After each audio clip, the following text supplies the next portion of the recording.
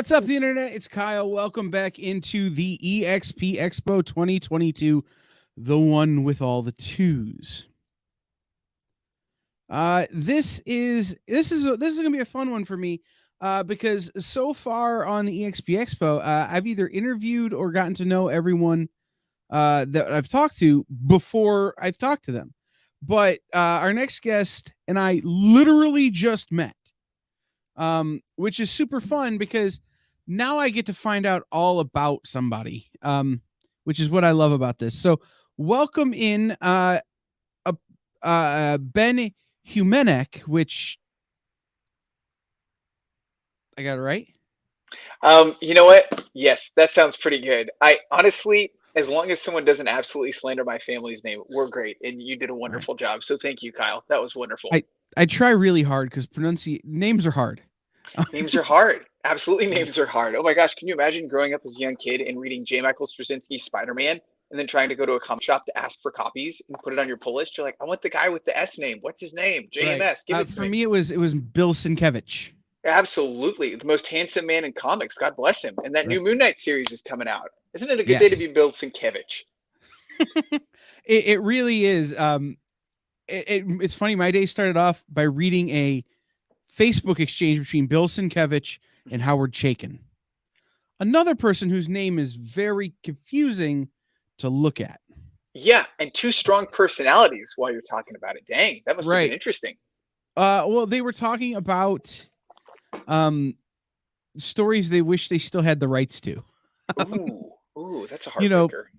well, it's things that, like, you know what? If I was still drawing Batman, it looked like this. And Bill was like, if I was still drawing New Mutants, it looked like, Oh my gosh, the mind can only that kind of stuff, imagine. right? Yeah. Well, they've got that So, new Moon Knight mini mhm, they announced that he's doing covers for, that Sienkiewicz is doing covers for, which is like, it's pretty close to a legacy thing. It's kind of exciting. yeah, hmm absolutely, absolutely. So let's start at the beginning. How did you find comics? What was your introduction to comics, Ben? Um, my introduction to comics was the Tower Records book and record comics that they used to make back in the day because my local library in West Texas would stock them.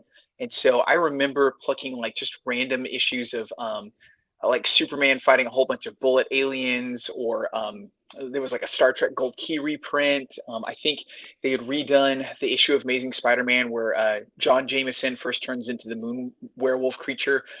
So I just remember seeing that stuff and like all the intricate hatching and shading that went with North American comic style, and kind of being like, oh, this is cool. And I think growing up as a '90s kid, I just kind of gathered comic books where I could. But it wasn't until sixth grade when I really got bit, and it was weird, Kyle, because the thing that really got me into comics, like as an enthusiastic pursuit, was Twisted Toy Fair Theater in Toy Fair magazine, where they did those fumetti comics, Mm-hmm. uh, the wildest stuff. I mean, and gave birth to Robot Chicken, right, which eventually came from those little still photographs. But it was that, and the way they portrayed Spider-Man as this slightly unhinged, well-intended character that really just sent me on a trajectory to find out more about the character's comics adventures. And so, since then, it's been a head over heels pursuit of the medium. First, really going with superhero characters, and then, in college, more broadening out to see what else can be done within comic storytelling.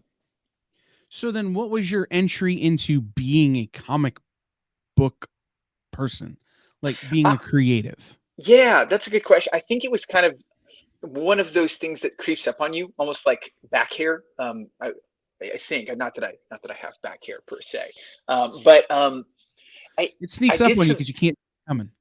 Yeah, exactly. It's right behind you. I drew some like strips for my high school paper and just kind of messed around with it, and had the gumption when I got to college to try out for the editorial cartooning position on our campus paper staff.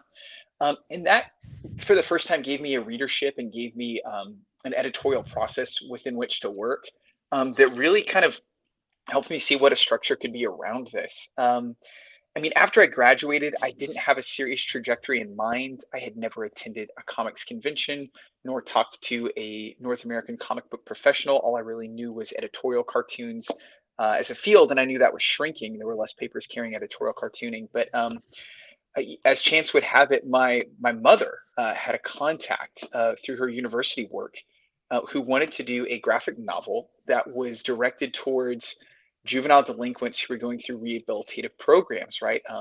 In the United States, we've got a high recidivism rate. People who go through incarceration often end up back in jail, and there's a number of community-based organizations that want to see people find restitution and healing while incarcerated and come out better than before.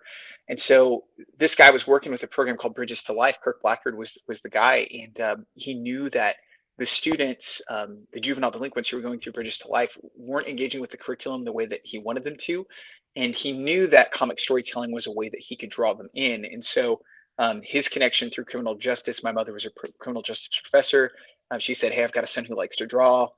Mom set up the meeting, and I ended up drawing my first independent comic with Kirk, and doing it for, I mean, a really, I think, worthy cause to help these kids walk through a process of healing. And so since then, it's just been a process of doing independent comics, mini comics, anthology work, working with small press publishers, and continually growing in this craft. Because I mean, when I started out, man, I couldn't even draw 1 point perspective. Like, you look back at old stuff and you're like, ooh, was that me? Did I do that? So that's very much the case.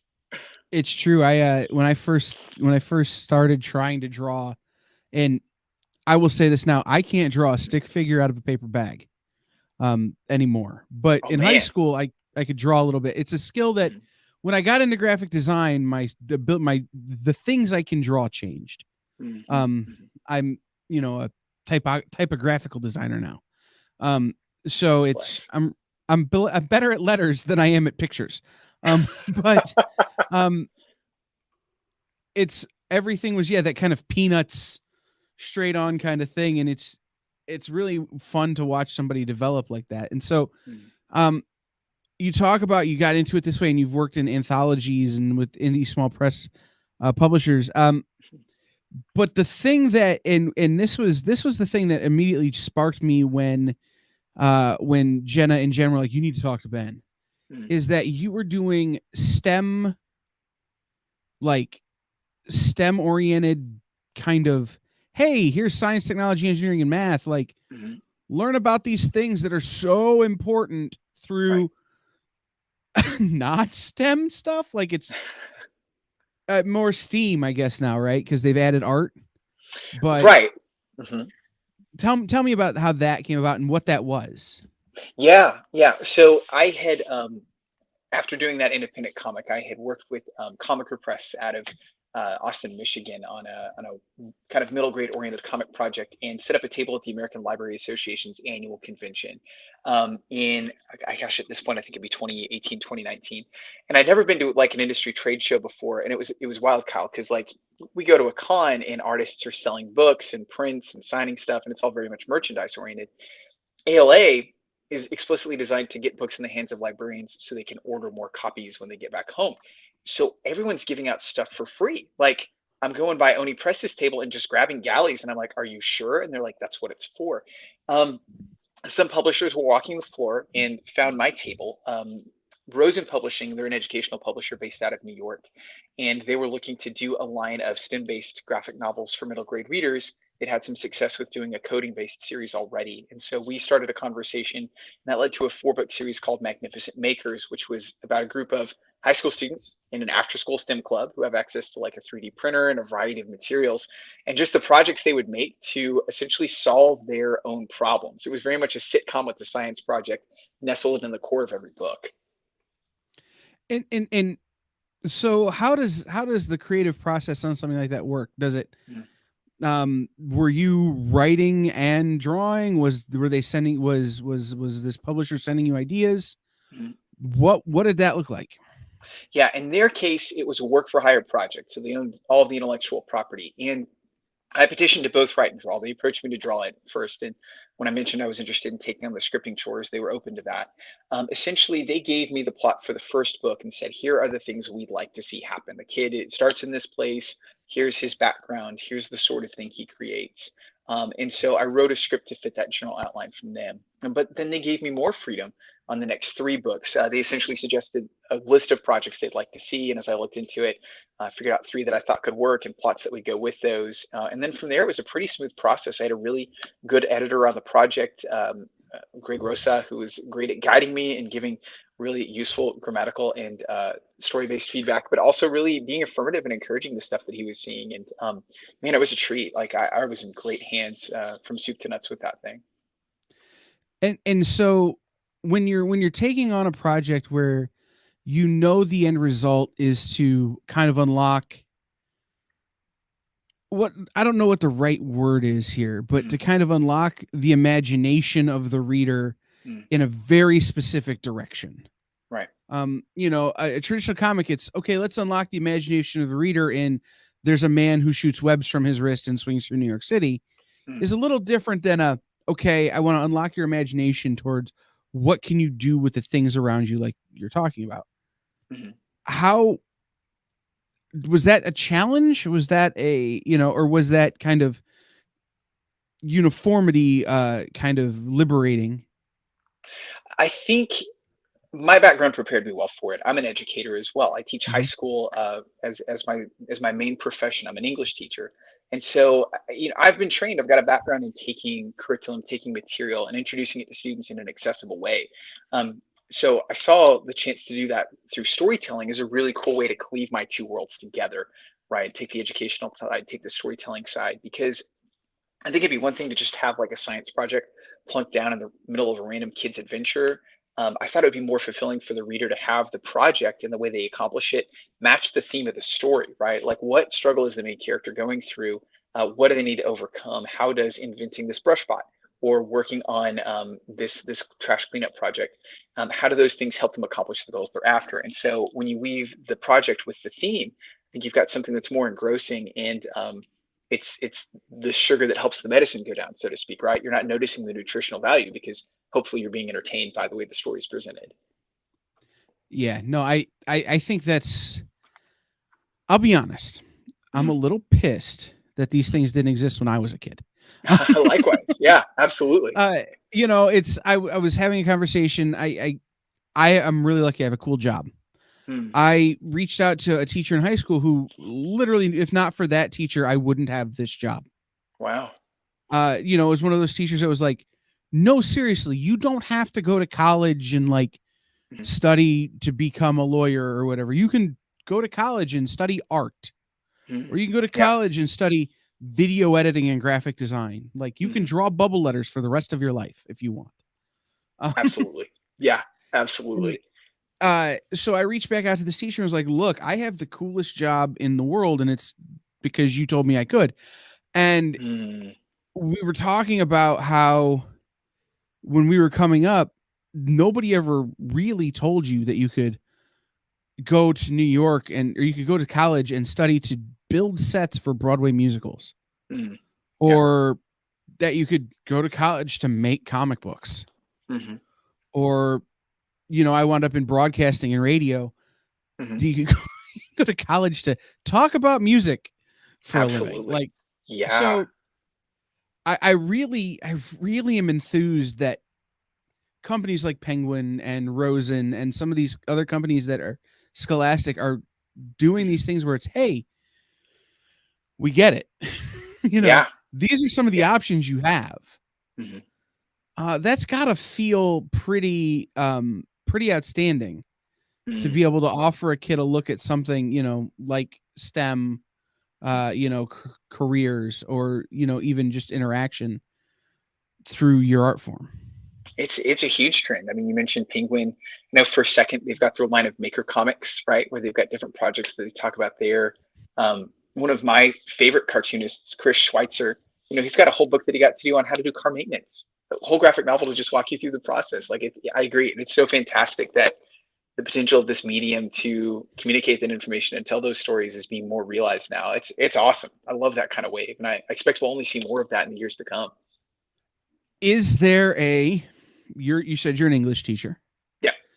Is there a part of the English curriculum, or a part of, is there another thing that you would like to say, you know what, I want to make a graphic novel to do this in a Hmm. similar vein? That's a good question.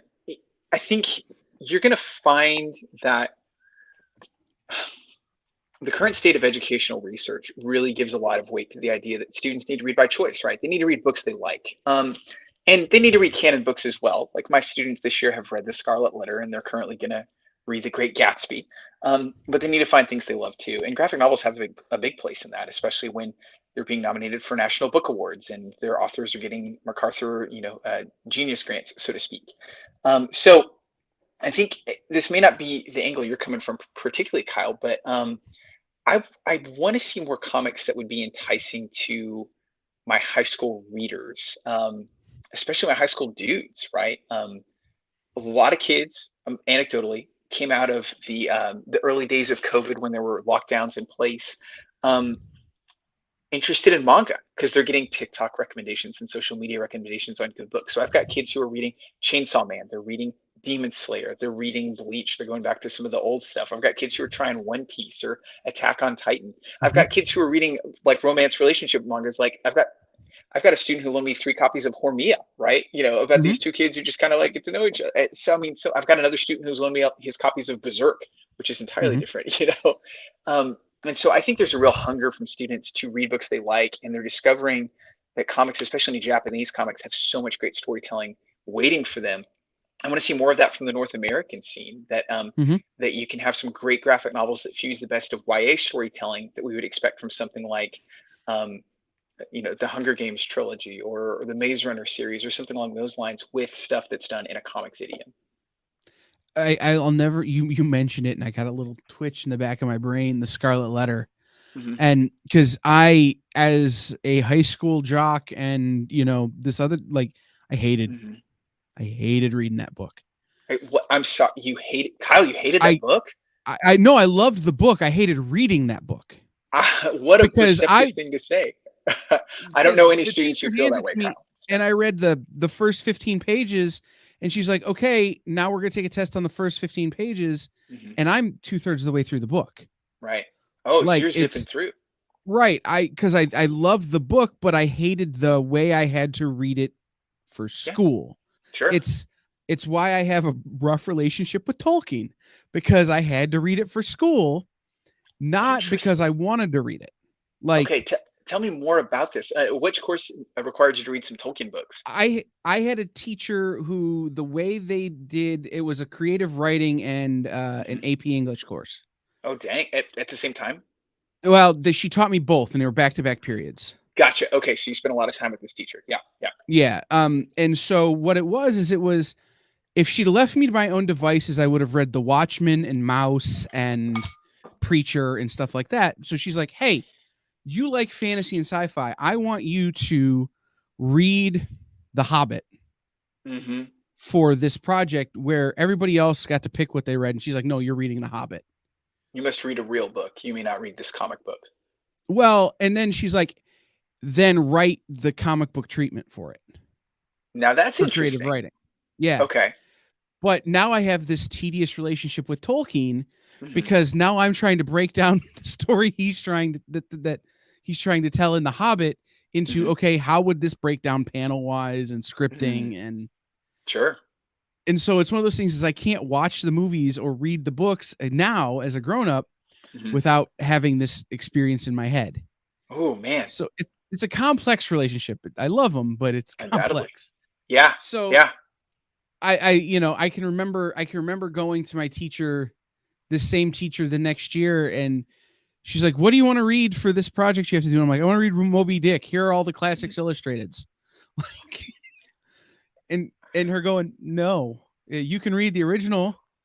Dang, And man. I think we settled on she let me read 1984 Hmm. and do a critical analysis of like George Orwell's writing style for it. Like, Hmm. I think I got away with copping out a little bit. Man, um, that's so interesting. You're talking about Bill Sienkiewicz. He did a great adaptation of Moby Dick, back in the early '90s. That's a Oh, mhm. my heart hurts a little bit. That's rough, man. Yeah, we can do Well, real and injustice to great books in school. There's no doubt. yeah, no, it's and but I love the idea of finding a way to tell these stories or to introduce students to uh narrative fiction in a way Hmm. that is more accessible to them and to let them read stories that maybe are a little out of their league um in a way that they can still access. So, Hmm. you know, I could read and understand Moby Dick in the comic book form much younger than maybe if I'd have read, when I picked up the full novel. Oh, my goodness. I've installed on Moby Dick as a personal choice for about 2 years now. Uh, Mhm. it's beautiful, but we got some tangents in that book, right? Like, Right. here's a whole Right. chapter on the categorization of different whales, and you're like, Melville, what's going on, man? But he's Right. he's got a lot that he's trying to maneuver. Yeah. Right. No, but it's true. It's like I love the idea of dealing with human relationships. Hmm. Something that you can't really delve too deep into as a part of a curriculum. Hmm. But here's this manga. Why don't and it's a manga about a relationship. We're going to study it. We're Hmm. going to report on it. We're going to talk about it and make it more accessible that way. Hmm. Yeah. Yeah. I And I love think that. I found that listening to students in this regard becomes crucial because, some of the material they're excited about is stuff I've never heard of before, right? Mhm. Kyle, I don't know about you. I'm a child of the '90s. I'm 36, as of last week, and so yeah, I'm definitely out of pocket. Furthermore, I've got kids who are just going direct to webtoon, right? Right. They're scrolling Korean style formatted comics on their phones, or locally originated ones that are on the platform. And so the variety of comic options is fantastic for them. And yeah, I think Yeah. being able to listen perceptively to that, to know what to recommend to others, is a huge part of the process as well. I'm sure that's something you're well familiar with your work, with the experience and all Mhm. the interaction that you have to hear. Yeah, no, and it's my mom runs a literacy program. My mom, has been a reading advocate my entire life. Here's to And moms. Yeah. yeah, right? She's like, "Hey, I got you a job." I'm 12 years old. "I got you a job." And I'm like, "Okay, where?" She's like, "At the library." Oh, great. Yeah. Uh so my job was to read, like that was the deal. But Dude, I come on. right, Good job. I love this idea that you put forward a minute ago, where it's Hmm. these kids are coming to you with things that I would have never dreamt to going to my teacher with, Yeah. because that's Yeah. what they're accessing now. And Hmm. it gives me such hope. It gives me like for the future of this industry and the future of of narrative storytelling through Hmm. imagery, you Absolutely. know, Yeah. that doesn't matter if it's a traditional comic book style or it's a manga, or if we could find some way to merge the two in the future, like Hmm. the kids want it. And that makes me very happy.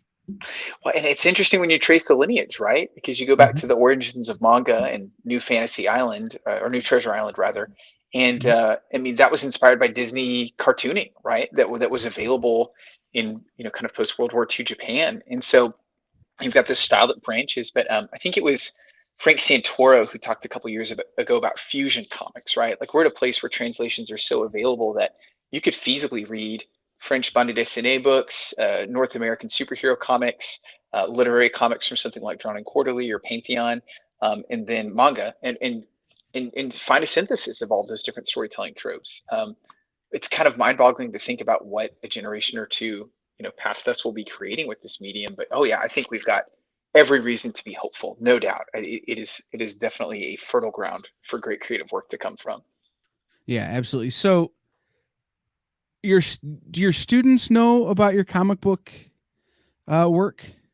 They do, not in such a way that I encourage them to go buy it. I'm very careful not to push my stuff on them, but I Sure. try to be very open about the process. So when we're doing writing assignments in class, I try to take scripts that I've submitted, and have gotten editorial feedback to show. I show them the notes, essentially, so that they know that there's permission to write multiple drafts. You don't have to get it right the first time. In fact, you're committing a fool's errand if you go for that. You need someone to give you feedback on your draft and help you see things you haven't seen. And so, you know, if I can make my classroom somewhat of a workshop environment when it comes to writing, and my comics can be an example of the workshop process, I definitely want to bring that in. So I don't hide it from them, but I'm also not like, hey kids, like the whole college maneuver where like the college professor would require you to purchase their textbook, and it's like, Right. They wrote the textbook and they were the textbook, right? And I'm a public educator. That's far and against our code of ethics anyway. So right. it's the kind of thing where they know it exists, but we don't push it too much. It's sort of an agnosticism about, okay, Mr. Humenuik does this and that's fine. So I'm on with business. We go. But for the ones that Yeah. do find it and get interested, that's always really encouraging. Yeah. So I was going to ask, have any of them come to you with ideas? Hey, I've got this idea for this comic. Hmm. Like, eh, Like their own comics. Well, just in general, have they come to you and said, "Hey, I want to, I want to write a comic for this project," or I want to Mhm. like have they come to you and said, "I've got this idea," and how do you foster that in them if Yeah, they that's do? a great question. Well, one way we do that is we have a club on campus, a comics club, where students can come together, and we do it weekly now. And Space Cadets, one of the shops on the experience, has been a big partner Mhm. for us in that they've allowed us to do some anthology release parties where students bring this cumulative work that they've made over the course of a semester or two in comics club with, single page comics or small multi-page comics, and we release it in a big anthology format and sell it at the store. And they've been huge in allowing us to do that. Um, so having a mechanism, a club where they can come after school in a low pressure environment just to say like, hey, here's what I'm working on right now. Here's the webtoon I was doing. It's like, oh my gosh, you draw wonderfully. Can you teach me how to draw? Right. I've Right. got one student who's been working on a comic called Meta City. It is painstakingly hand drawn and colored with colored pencils. Um, and he's been drilling it for like 3.5 years, and he finally finished the first volume, his first 30-page story. And man, Kyle, it's precious. I mean, it's just loose leaf pages that he's got in a Mhm. self-titled portfolio.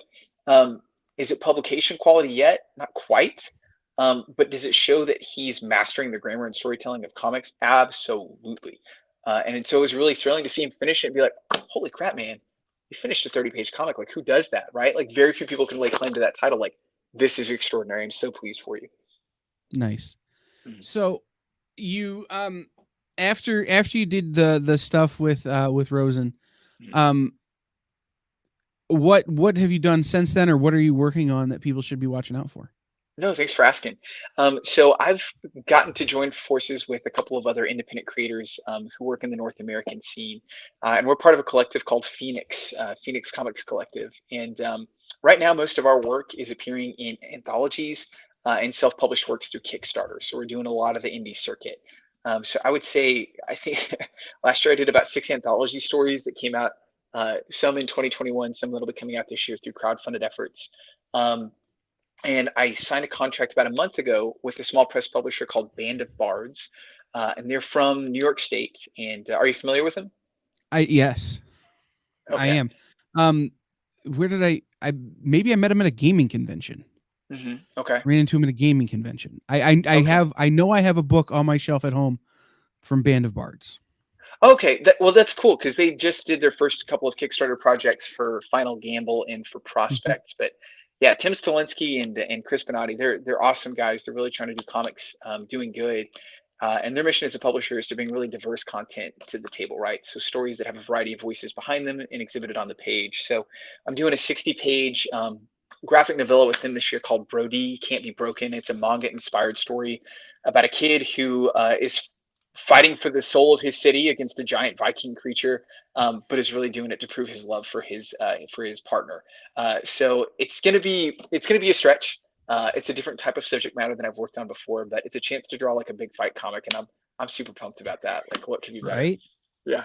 Yeah, I mean, I love that. So you you're doing indie stuff. You're doing it in through crowdfunding. How has that been for you? Like, is will have you done anything that's kickstarted or Indigo or any of those Mhm. sort of crowdfunding yet, or is this Yeah. going to be your first? No, so most of the work that's seen print from me, besides the Rosen book, has been through crowdfunded Mhm. means. I've been fortunate. I've never run my own Kickstarter campaign or crowdfunding campaign. I've typically been supported by a publisher that uses crowdfunding or Mhm. by an anthology editor that uses crowdfunding. But at this point, I've been part of one failed campaign for one publisher that I worked with, didn't quite make goal, and about 4 or 5 successful campaigns. Nice. And likewise, Brody, the project I'm working on this year, will be brought to the public first through Kickstarter as a means of pre-ordering the book, and then full print copies as well. Those will be available through Band of Bards, and ideally with local comic shops that they collaborate with as part of their distribution network. Sure. So how has that been for you though? Like being a part of crowdfunding projects. Like, do you like it? Do you dislike it? How do you feel about it? Um, I feel like it's like being part of an indie rock scene. Like, if you're part of the indie rock scene in Toronto or Austin or you know uh, somewhere in Kentucky. I don't know who's your hometown hero band. There's like a real like group ethos in going to see your local acts, right? Like, are they polished yet? Are they ready to sign the record deal? They might be pretty close. but there's something about going and showing up and supporting them. And so my experience in crowdfunding has really looked like not just advocating for my projects, but advocating for my friends' projects too, because we've got this rising tide mentality, right? Like we're a class of creators, as in like a school class or like a freshman class that's sort of coming up through the ranks. And so we really want to advocate for each other's work. And Kyle, I love that. I think there's a lot of camaraderie that comes from being like, guys, it's the last 12 hours. We're $500 from the goal. Let's make sure side quest number 4. That's not a good accurate representation because side quest number 4 has been funded at the time we're recording this interview. But let's make sure this thing gets funded, baby. Right? So we're like pumping each other up and forming connections and forming friendships. And that's what makes comics a wonderful place to operate, is when you know your peers, and you've got a chance to collaborate and to celebrate, and to match influences with them. Man, there's nothing better. I love that. I 100% agree, and I'll tell you, we and anybody who's watching this who was here on Saturday for my interview with Fish Lee of Mr. Fish Comics. Gosh, what a wonderful! You got all these great names coming on the program for the next couple of days. It's awesome. But he's the artist on a book called Mike Terry is 5-star, and it's a superhero book. And when we went live, he was $444 from funded. And by the time we went off the air, they were only $140 from being funded. And then awesome. They wound up funding that evening. And to be able to watch that go up with them is super fun. And I completely agree. It's that, hey, I'm going to shout out my friend's book over here and this friend's book and that friend's book, and we're going to support them all. And it gives you a little bit of pride of ownership, even if you had nothing to do with it. Oh, no doubt. And that's huge, right? Because you don't, my students, they've got a set of sayings, right? When they're evaluating things, if it's awesome, it's like, it's top tier or it's peak. If it's not good, it's trash or it's cringe. But if it's mediocre, it's mid. And you don't want to be mid. You don't want to be mediocre. Right. You don't want to go unnoticed in the night. And so when you've got people who have a stake in your work, oh yeah, absolutely. Like that's the thing you want. You want that traction with someone for sure. Right. Absolutely. And I love one of the benefits to this is that you get to work with a bunch of top tier people. And even people who aren't, and when I say top tier, I mean everybody's great. In terms of they're all great people, even if their work maybe is still coming along, right? Who cares? Like, find out about it now. And then when it, get in on the ground floor of this stuff. And that's been one of the great things that's happened to me over this, like we're celebrating our 1-year anniversary. Yeah. With this event. And so, tell us about Brody Can't Be Broken. You kind of give us the top, the top level spiel there, but what's the elevator pitch? Kind of what happens. Yeah. It's Evangelion by the way of Star Trek, in terms of like the ethos. The city's under threat. Humanity is doomed. Are we worthy of survival? Well, actually, yeah. And we can be better, and the future can be better if we work together and collaborate and put aside our differences. So essentially, you got two 17-year-olds who have been trained up to fight gods, right? Like humanity's getting its act together. We're fighting off global warming. We've developed clean fusion energy. We're coming together in international, multicultural cities. And the gods of old have said, not today. I remember the Tower of Babel. Humanity can't get too strong. You're just going to turn on yourselves. We're going to take you down a notch. And so the gods keep sending attacks against humans in these like big cities. And Brody is one of the guys whose job is to stop it. But he's a defensive player. He doesn't have like energy blast abilities. He's not super strong. He's just impervious to damage. And so his job is to slow down this kind of berserker guy who's trying to ignite the fusion core in the middle of his city, and buy time for everyone to evacuate. And in the process, he's a little distracted from his mission because his partner, Amander, she's his handler, his supervisor, his tactician, and she keeps getting close to harm's way. And he finds his attention divided during the fight. And he's either got to focus in to really beat this daemon, or he's got to be honest about where he's at with her so that she can get clear of the situation. So he's kind of caught between responsibility and love, and trying to prove himself. But he's also going against the demon who's trying to prove himself, and he's working with the person he cares about who's trying to prove her commitment to the cause. So their competing motivations are going to conflict by the climax of the story, and it's going to really show Brody like what breaks him. Is it something physical or is it something more emotional, where he finds his limits? That sounds awesome. I'm very excited for this book. Like it's I love the conflicting motivation Hmm. kind of stories, and there are some great ones that are running right now in comics, and there's some great, I've read some in the past, but the idea when you said Evangelion by way of Star Trek, I just went, okay, shut up Yeah. and take my money. I appreciate that. Thank you. I We'll love happily do well so. when I was a retailer, I had an Evangelion in the front of my front window. Hmm. My store logo was a Eva looking character. Hmm. Hmm. Evangelion, my favorite manga. Hmm. So like you got me. Yeah. Well, and I think one of the things that's so powerful about Evangelion is that Shinji is, at least in the original telling of the story, he is so crippled by self doubt and insecurity. I mean, he's trying to negotiate this father wound from his dad, just kind of yeeting out of his life. And have you seen the rebuild films, like the recent ones that they've done? No. Okay, I won't spoil those per se, but they revisit the storyline, and they show how Shinji can actually fight his demons and get better for once instead of being crippled by them. And I love that kind of earned hope. Like even the background of Star Trek posits that humanity had to go through a pretty like nasty nuclear nightmare to invent warp drive and get to the stars. So, you can't have naive hope and everything's going to work out, but you also just can't have nihilism. I think you've got to have a darkness that leads to the light.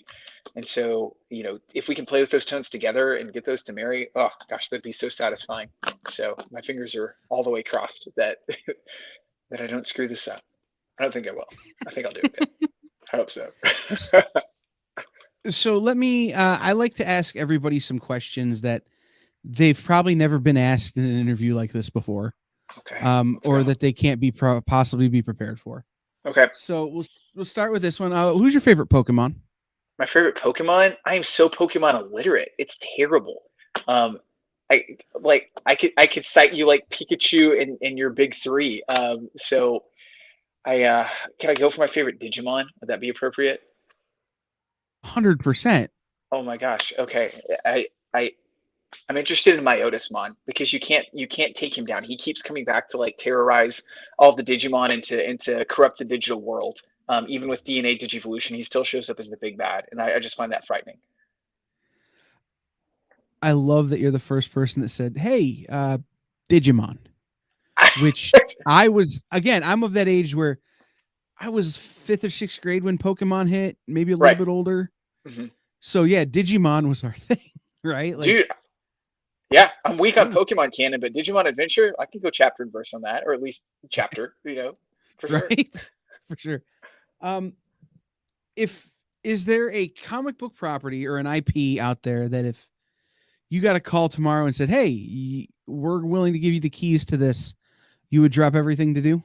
Yeah, absolutely. Star Trek Lower Decks, what Mike McMahon and his team have created through fusing adult animated comedy with the world of Star Trek is delightful. It's about a gang of like well-intentioned, flawed people who kind of trip their way uphill towards better teamwork and success. And oh my gosh, it's just got so much heart and nonsense. I would draw that book in a heartbeat.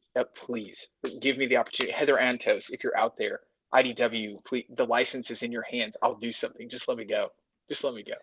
That's hysterical because like that leads to my next question Okay.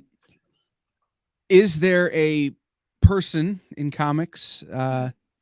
that you would love to collaborate with? It's who's your dream collaborator? Well, he's dead. But if we could get back Archie Goodwin, I would love that. Because he is probably one of the most legendary editors to ever grace a comics page, both when he worked at Marvel doing things like Epic Illustrated, when he edited for DC. He knew how to help people flourish and work within a house system, but really do some extraordinary work. And I, I've read the man's work. He's a good writer. I've read the testimonials. Nothing but good things to say about him. I just see that he was a mentor, probably in the same way that someone like Joe Kubert was, right? Just really trying to nurture talent and bring it along. And I think that's extraordinary. It's a good answer. Thanks, man. Okay, is there someone if you had to pick someone who's alive, like Thank if you for, like yeah. the secret, Hmm. like we're gonna manifest a future partnership here. Yeah, absolutely. I That's a great question. I hope this isn't hedging too much. some of my friends in Phoenix I've not collaborated with yet. Um, I've got some really good friends who are writers in there that it would be a treat to do some short stories with them. I'm thinking guys like Doug Wood, Leslie Julian, our friend Fellhound, who did Commander Rao out now from Scout Comics, is awesome. And I'm doing an anthology story with a character that she co-created. She's working on the follow-up to Commander Rao right now called and We Love You. So she's not able to work on the sequel story. So I'm kind of following in her footsteps a little bit, but man, it'd be a treat to collaborate with Phil. So I don't know. There's a roster of about 30 of us, and I just want to kind of check the boxes as I can to work with them and help do the stuff they're excited about. Yeah, we had Fell here on the experience. She talked to Jen King, and it was a great conversation, and I'm very excited to see what they have coming. Like, Oh, absolutely. Yeah. because Commander Have you Rao was seen? so good. Well, yeah. And have you heard about And We Love You yet? Have you seen the information about it? I haven't, but I'm sure that now that you've said it and put it out there in the ether, I'll get a text from the guys at Scout going, "Well, now you need to see this here." I hope so. Yeah. So it's going to Kickstarter first, but I think Phil's got a strong enough following that it'll probably be successful Mhm. there. And I mean, Scout, Charlie, Right. Stickney, I hope y'all would be willing to pick it up and add to the Yeah. success you're having already. You'd be very wise to. But that's just fun. I'm sure they will. I'm sure they will. Sure they'll will. Yeah. All right. So you're on a desert island with the professor and Marianne. Mhm. The Globetrotters are coming to find you eventually, but you have Mhm. one book, one movie, and one record to listen to indefinitely. Mhm. You don't know for how long. What Mhm. book are you taking with you? What record and what movie are you taking with you to the desert island? Yeah. Um, this may sound like a cheap answer for a comics focused show, but I'm certainly taking Watchmen. I think that's a rich text. It's some of the top tier of novelistic storytelling in comics. So let me spend some time with that. That'd be awesome. I'm going to take Star Trek: The Motion Picture. I know it's the slow one. I know it's the boring one, but there is no better romance of space travel. I'll take the director's edition because Robert Wise had a chance to go and finish his cut and make sure it was the way he wanted it to be. And then as far as records go, um, generally speaking, I'd probably take something by Brother Tiger. He's like an ambient artist based out of New York who does stuff that sounds a lot like if Tears for Fears had access to Pro Tools. Um, I just like it. It's like a chill, mellow groove. So I'd probably be vibing to that on the island until the Globetrotters showed up. Tears for Fears had access to Pro Tools. I'm telling you, I couldn't Oh, do it, but he does that it. is a that is a great line, by the way. Thanks, kindly. I Like there may just be some hope for uh, this guy's writing if he can say that on the spot. That's what I'm going well, for. like I said, it's one of those things that if Tears for Fears, and it sneaks up on you like back hair.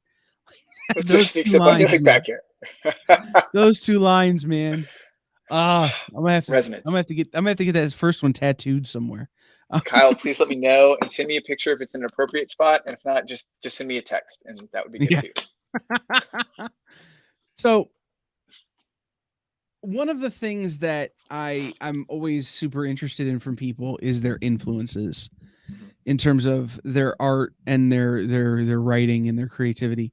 So I'm looking at you were cool enough to send some art samples and stuff over when Mhm. we were getting ready for this thing, and one of them I'm looking at is Hellboy. Mhm. Um, do you care if I show it to the people? No, I'd love you to. That was commissioned by my friend AJ Frost, who writes for the Comics Beat. He's a real mensch. I love AJ. So yeah, by all means. All right, let me get that thrown up here. Oh, come on. So who would you say is your, if you had to pick Sure. an influence in terms of your art, Yeah. who would you say is your biggest influence? Yeah. I think it's probably a toss up between Bill Watterson and John Romita Jr., which are somewhat separate figures. They're working in different modes of comic storytelling. I think Watterson's artistic fidelity, his beautiful brush lines, his sense of whimsy, and the fact that he wasn't tied down to conventional like 1 point, 2 point perspective drawing is really liberating. I mean, and who from our generation doesn't love Calvin and Hobbes, right? Like it's so resonant. Romita Jr. happened to be the first Spider-Man artist that I read on a comic that I bought, and I thought his stuff was blocky and weird. But the more I kept buying Romita Jr. issues, the more the clear storytelling just rung a bell. And I think what he did was he married his dad's influences with Jack Kirby's dynamism, and really just that sets a template for action comics in North America. So I think the way he tells stories has been so woven into me. I'd love to take his sensibilities fused with some of the maybe more all ages storytelling or kind of youthful storytelling of Watterson, and see those get married. That seems really fun. I I was lucky enough to get to interview John twice last year on our kickoff event. Do tell. Uh, well, the first one was just basically can you tell me about Spider-Man, please? And he's supposed to be like the nicest dude, right? Like he's such a chill guy. We wound up talking about blues music for way longer than we probably should have in a conversation that's supposed to be about comic books. Sure. Um, and talking about Kick-Ass and Hit Girl, Hmm. which are actually two of my favorites. But John Romita Jr. was the first artist I could recognize his work from across the comic book store. Absolutely. Yeah, no one else draws like him at all. At Right. all. I'm like, I know who that is from here. Like, Hmm. and it was like I had him on, and we talked about like his just kind of general career, and then I had him on Scott Hanna, and we talked about that Mm. Spider-Man run they did with JMS Gosh, man. and Top tier the stuff. 9/11 issue and the Eisner Hmm. Award and that kind of Hmm. stuff. And those two guys talking about art is something that I could listen to all day because they both know more about, they'll both forget more about art Hmm. than most people ever know. Oh man, Hannah is so undersung. I'm so pleased that he's paired with Ramita Jr. on the new run that's coming out with Zeb Wells. Like it's great they've gotten back Mm-hmm. together. But I remember when they did the Spider-Man relaunch in the '90s, where Howard Mackie and John Romita Jr. were on Peter Parker, and then John Byrne and Howard Mackie were on Amazing. And that was when Byrne was doing like 3 or 4 books a month for Marvel, and Hannah just locked in a clean style. I mean, really did finishes over him, right? Like Byrne's stuff was probably very structurally sound, but Hannah made it look so clean to the point where when Hannah stepped off inking duties, it immediately looked like it deteriorated. It was just nuts. I've got in my office, I've got one John Romita Jr. original page, and I've got a bunch of Scott Hanna, Tom Rainey stuff. Oh, But fantastic. Yeah. um, I just look at this and it's a Batman. Hmm. John Romita Jr. and Scott Hanna on Batman, and all you see is the back of Batman. Hmm. Like you just see the cape. Yeah. And I just from here in the dark, you'd be like, yeah, that's, you can just tell. I know it. So Yep. I'm gonna throw up another piece of art of yours here, which is We the Dreamers. Hmm. It's a sequential piece. Yep. Tell me about this. And my question is I thought just from the way it was loading on my computer that it was a Zelda story. It is. It is. Yes. But Yeah. then like it's not actually a Zelda story. It's a story of a little girl playing a Zelda game. Isn't it brilliant? I can say this because I didn't write it. My friend Andrew Lehman did, and Andrew's a comics writer based out of Chicago, and he put out a call for collaboration. He's like, "Hey, does anyone want to make just like a one-page story? It's low investment on your time, low investment on mine." I was like, "Yeah, I'd work with Andrew. Let's do this." Um, and so we corresponded a little bit, just talking about influences. He's like, "What's your feel for Zelda?" I'm like, "Zelda's great. Let's go." I'd never played Link to the Past, which is what this is explicitly based on. But he crafted, and I tell you, I mean, for 12 panels, just really put in the work to tell, I mean, as you said, a story that seems to initially be about Link's journey through this game, but is really about the journey that we all take when we participate in storytelling through video games. And I don't think I've said this out loud before, but the character in the last panel who's playing the Switch, that's actually my daughter Ellie. She sat and let me take a reference picture for playing the video game, and then I traced her into the comic. And so she loves drawing herself. She loves storytelling, loves games. So it was cool to bring that all full circle and to get to do it with Andrew's really sensitive and thoughtful writing. Nice. So then the last thing is Waking Life. Yes. Tell me about this book. This is all you, right? It's all me. That's my old friend. So Waking Life is a comic that's based off of Little Nemo in Slumberland by Winsor McCay. And the concept is what happens if Little Nemo starts to outgrow the princess, right? What happens if he doesn't want to go to Dreamland anymore? Well, the princess comes to him. And so we take a Nemo-esque character in a modern high school who's got a relationship he's aging out of with this princess character from this imagination world. And she comes to find him, but in doing so, opens up a vulnerability in the connection between their two realms that starts letting nightmares into our world. And so it's a book about how do you pursue your dreams metaphorically and literally. Do you do that by controlling other people? Do you do that by pushing other people away? Or do you actually find the trade-off of letting people into your dream to help you accomplish them while fighting back against the insecurities and nightmares that might hold you back. So volume 1 is in print through Comicker Press. Volume 2 is available digitally at this moment, so it doesn't help on the LCS front, but you can purchase it through Kindle, for instance, or from Drive Through Comics. So we've got hope at some point that could be a print volume as well through Comicker. Nice. Have you read a book called My Date with Monsters from Aftershock? I have not yet read that book. You should check it out. Mm-hmm. I think you'll like it just based on Waking Life. I think it's an interesting other side of that coin, interestingly enough. Okay. So where can we've got a few minutes left. Where can people support you and help you to make more stuff and pick up your stuff and that kind of stuff? Yeah, that's a kind question. I think right now interaction on social media is probably the best way people can support my work. Just giving feedback, commentary, being part of the community. I enjoy interacting with other people who love comics and who are interested in making comics. So I've got presences on Twitter and Instagram. Facebook, I'm there. It's maybe a little less comics focused, more focused on like goofy things that my kids or students are up to, but I'm on all 3 platforms making work. And whenever I do new projects that are going to be crowdfunded, for instance, that'll be the place where you can find the links to support those campaigns and to help get those off the ground and make sure that people can read them and enjoy them. And what are your handles on Instagram and Twitter? Slightly different. So Twitter, I'm at Humenuik, and so if you just look at my name at the bottom of the screen, you smush those 2 names together and put an @ sign in front of them, you'll find me on Twitter pretty easily. I would be that on Instagram as well, but there is another Humenuik in the world. He lives in the UK.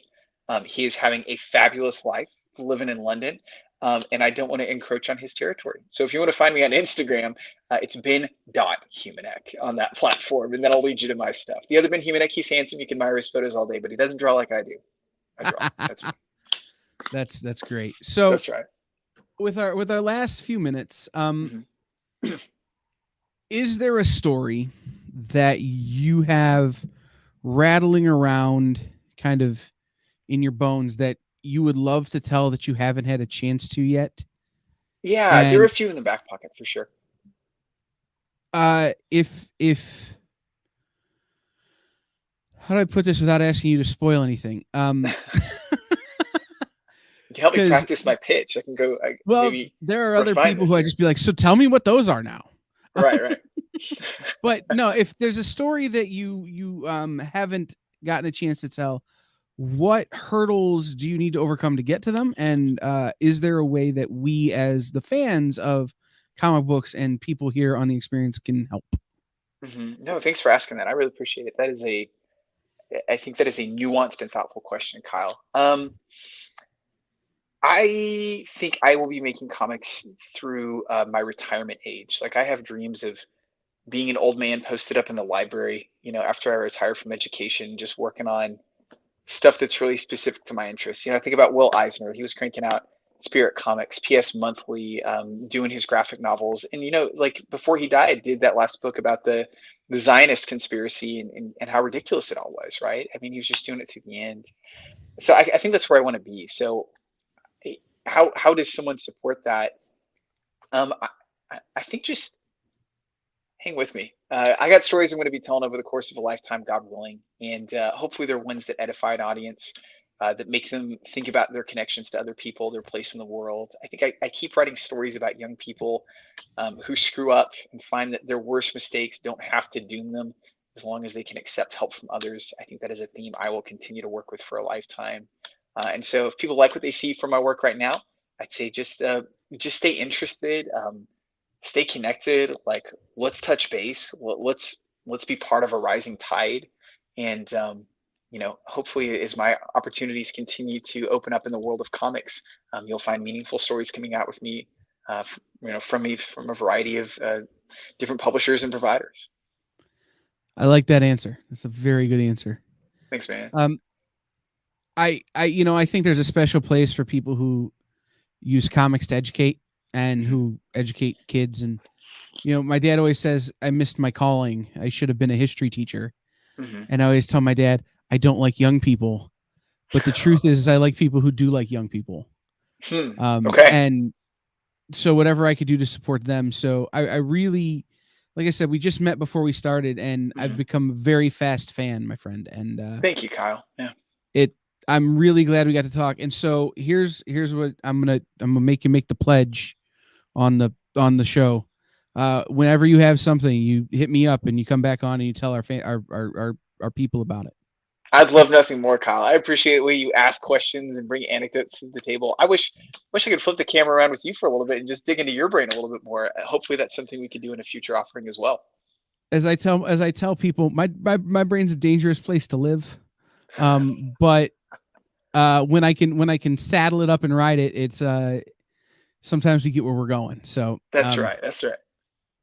I really appreciate you, Ben. Thank you so much. Thank you for being part of our 1 year anniversary, and we will see you very soon. I can just feel it. Hey, thank you kindly. It's been a real pleasure, and I appreciate it. Absolutely. So, everybody, hang loose for about 3 minutes, and we will be right back with Mog Park. She'll be drawing a steampunk Darth Vader that she'll have a chance to take home with you at the end, I think. Not sure. Mog's in charge. But we will continue with the EXP Expo next here on The Experience.